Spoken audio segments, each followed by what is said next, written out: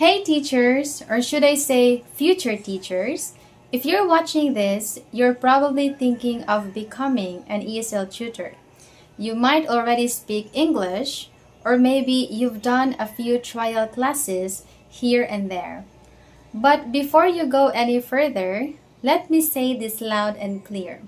You will never be an ESL teacher unless you master these three things. I'm not here to discourage you, but to tell you the truth that no one else does. A lot of people jump into this industry thinking it's easy money. Just speak English and get paid. But that's not how it works. In today's video, I'll walk through the three non-negotiable areas you need to focus on before applying to any ESL company or taking your freelance teaching seriously.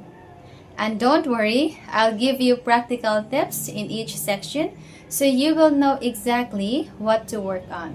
So, let's dive in. The first one, you will never be an ESL teacher unless you have English skills. Yes, you need more than just being fluent. As a teacher, your job is not just to speak English, but to teach it clearly and confidently. For grammar, you don't have to know every rule in the book, but you must understand and explain common grammar points. Think verb tenses, subject-verb agreement, modals, conditionals, prepositions. These come up in lessons all the time.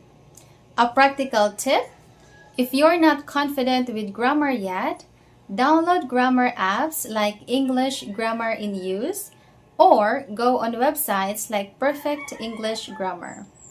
Practice explaining grammar points in your own words. Pretend you're talking to a 12-year-old. If they can understand you, you're doing it right. For pronunciation, again, you don't need a native accent, but you must speak clearly and know how to correct mispronunciations. Your students will struggle with sounds like and l or b and v depending on their native language. A practical tip: record yourself reading aloud. Use tools like Youglish or Google Translate to compare your pronunciation. Learn IPA basics, just the common ones, to explain sounds when necessary. For listening and comprehension, can you understand different accents? Can you catch your students' grammar mistakes even when they speak slowly or quietly?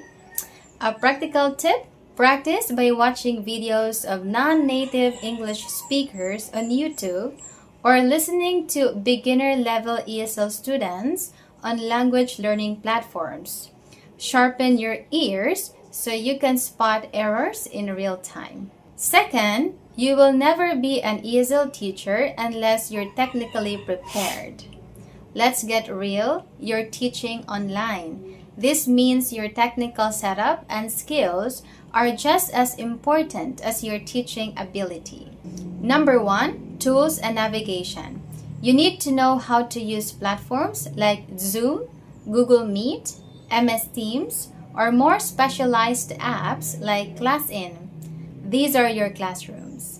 A practical tip: practice opening a meeting, sharing your screen, using annotation tools, muting and unmuting, and using breakout rooms. You can do this with a friend or even by yourself using 2 devices. Number 2, your equipment essentials. Here's what you need, and these are not optional.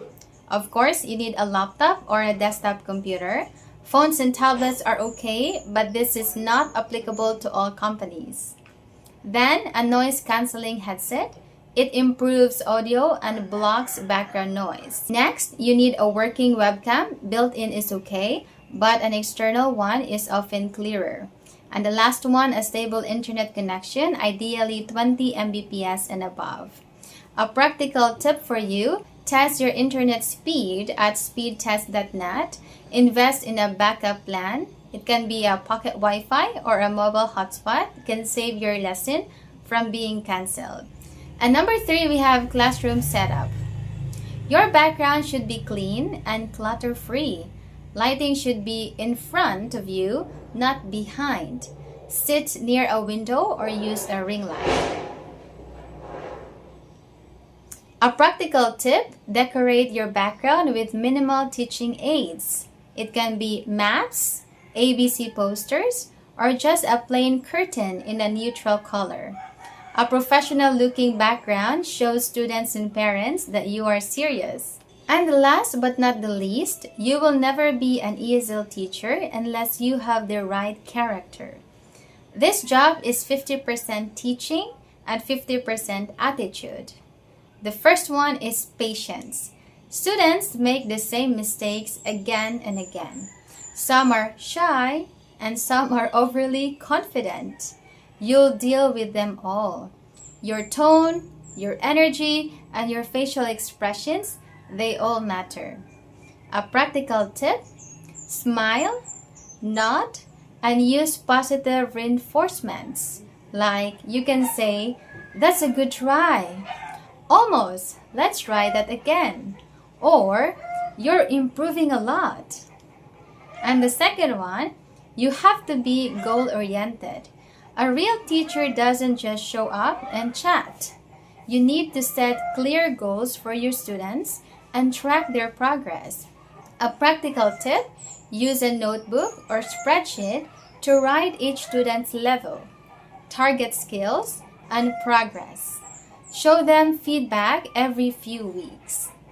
And then we have flexibility. Class cancelled, student running late, platform crashing. These things happen a lot of times.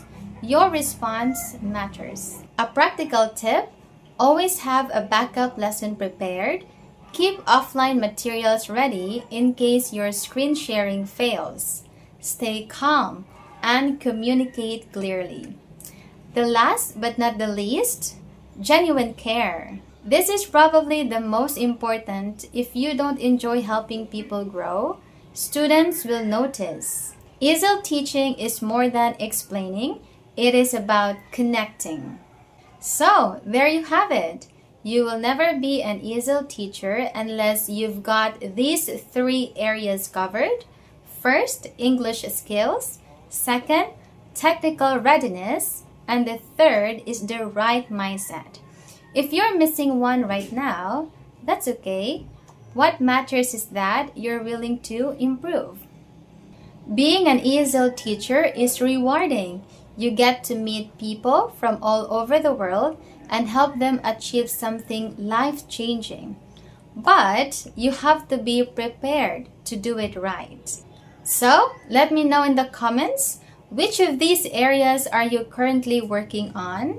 And don't forget to like this video if it helped you, and subscribe for more ESL teaching tips, and share this with someone who's also planning to teach online. Thank you for watching, and I will see you in the next one. Bye!